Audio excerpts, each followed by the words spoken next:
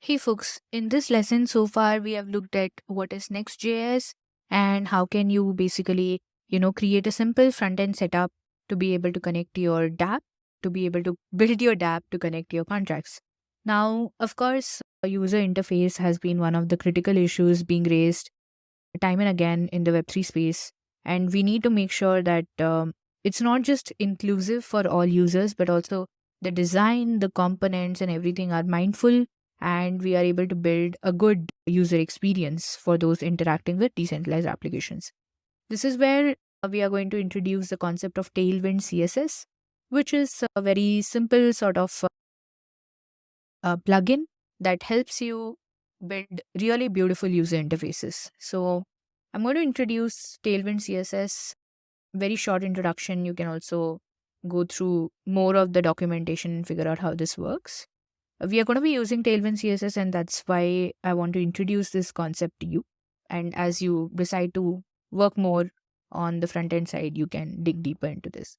So Tailwind CSS is helps you to rapidly build modern websites without ever leaving your HTML. For example, CSS, right, which is cascading style sheets, are a concept of associated with design, how your website looks, where should you place your buttons, what color should it be, what should be the font of the text, what should be the font of the buttons, etc.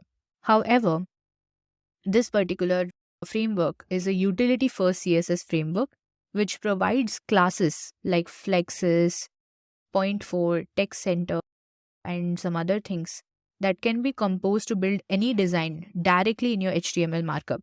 So you don't have to go and specifically, type in the CSS. You can just add these classes onto your HTML markup, and you can basically change the way your website looks. For example, let me refresh, and I want to show you that as you keep changing the classes, how this particular sort of box comes, right? So you can see that a class rounded full is added, and that's when your image is like changing, and then you are changing something in the paragraph. Now you're adding a class to it, so you're adding a font which is medium size.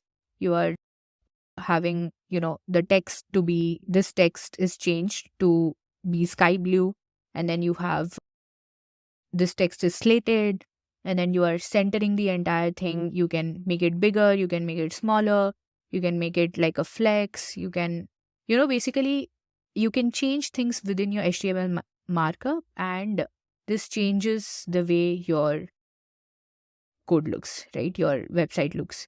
And this is the magic of Tailwind CSS, right?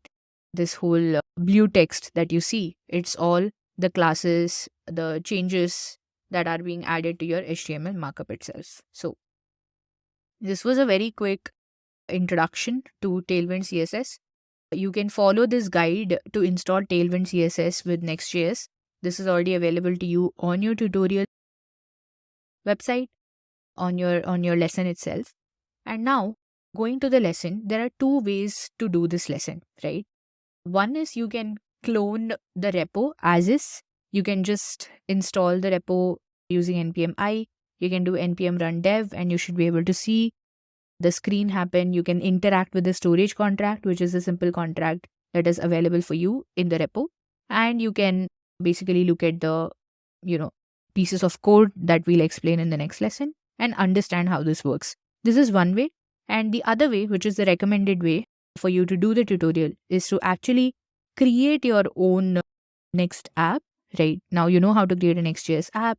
You have to install Tailwind, so you can use this install Tailwind CSS, and there's a link as well for installation.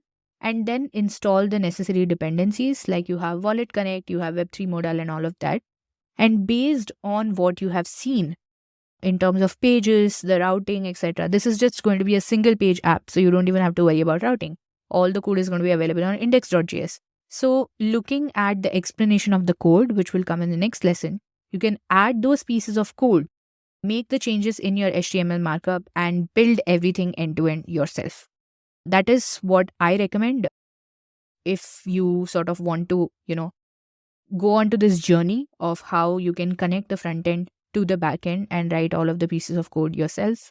Of course, the main functions and everything will be provided to you, but you will have to make the effort to debug and make sure that the end-to-end setup works well. The other way is to, of course, be able to refer to this code as well, see what exists over here, what are the functions, and then just try to find out what is the difference between what you've set up and what is in the actual code, and then fill up the gaps and do it yourself, right? That's the way I would recommend you to do. And of course, we have already created the contract and the ABI as well.